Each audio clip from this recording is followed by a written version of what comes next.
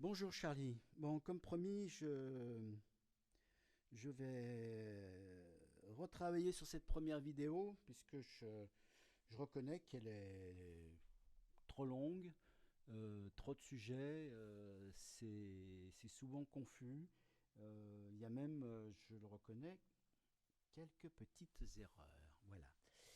Donc, on va en faire plusieurs. On va saucissonner en fait ce que je t'avais présenté dans la première vidéo.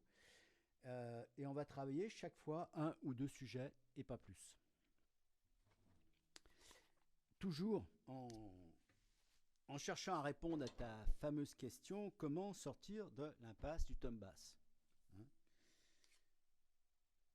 Je fais un break, j'arrive ici, et je veux m'en sortir autrement qu'en faisant simplement un accent sur ma cymbale crash et en prenant le rythme. Je veux pouvoir repartir dans l'autre sens, voire démarrer d'ici. Si j'ai bien compris ta question, ça va être ça.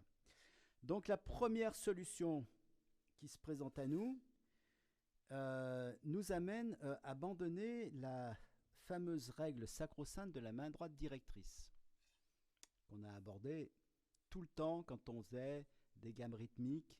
On démarrait sur la main droite, on finissait sur la main droite, hein. Je suis sur la main droite ici, je joue sur la main droite là, et quand je reprends, j'arrive sur ma main droite. C'est plus simple, ça m'évite de me casser la figure. Mais là, comme on va vouloir remonter depuis ici jusqu'à la caisse claire, il va falloir partir à l'envers. On peut partir à l'endroit, mais partir à l'endroit, jouer ça,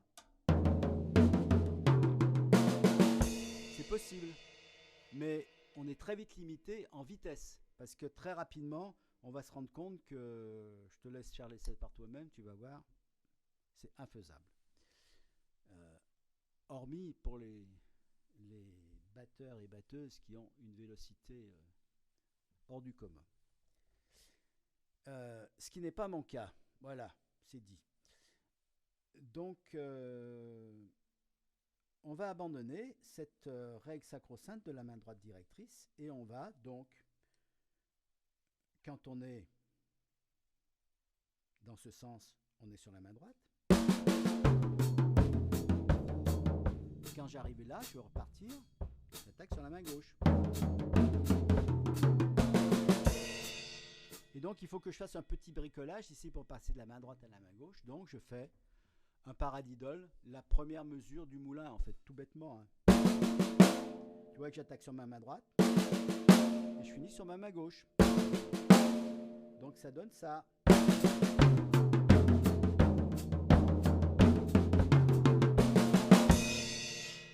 Et ici, je finirai soit sur un moulin pour terminer sur ma main droite, sur ma main gauche, en terminant en frisé.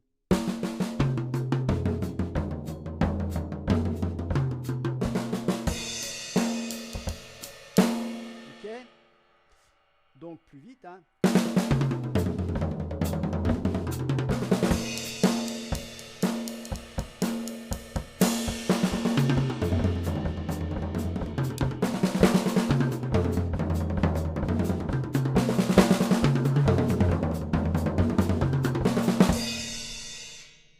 On peut le faire en sextolet, bien évidemment.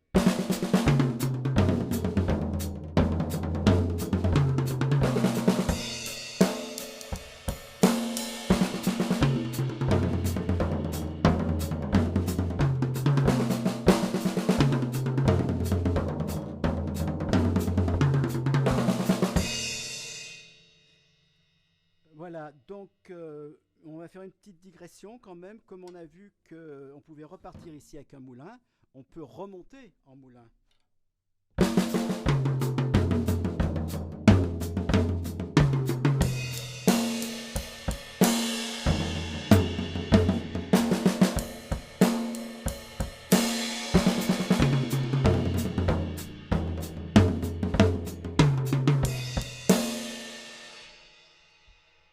Voilà pour la petite digression. Donc je voulais aussi te montrer, puisqu'on a fait un sextolet, hein, comme ça. sextolet, on l'emploie souvent comme ça, ou on l'emploie aussi comme ça. C'est les deux figures que je t'avais montrées jusqu'à présent. Mais on peut faire quantité de choses avec le sextolet. Si on le détaille et que l'on passe d'une caisse à une autre, ça peut donner ça. 1, 2, 3, 4, 5, 6, 7, 3, 4, 5, 6, 7, 3, 4, 5, 6, 7, 3, 4, 5, 6,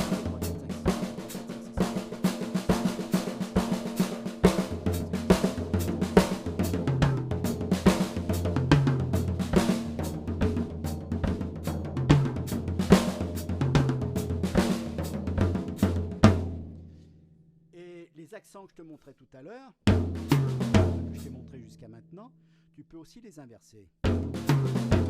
Merde.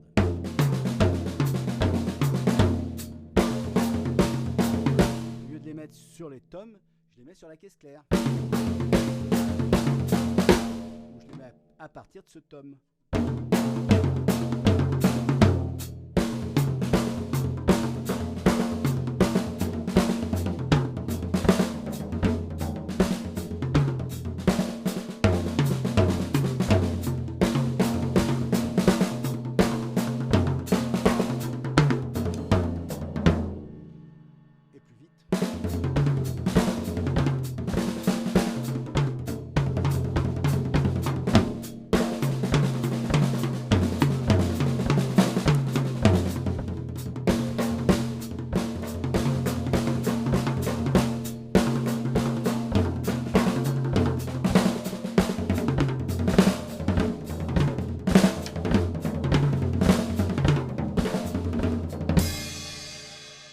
Bon, tu vois que le sextolet, c'est une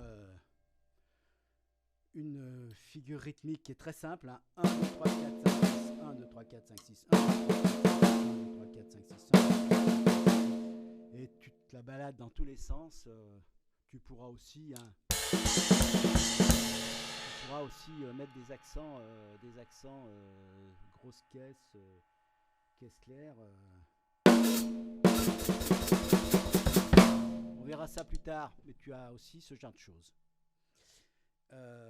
Voilà pour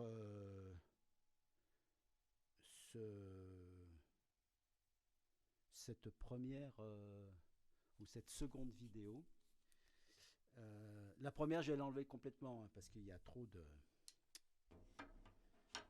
choses qui ne me conviennent pas. Ben, écoute, je te fais des bises et je te dis à bientôt.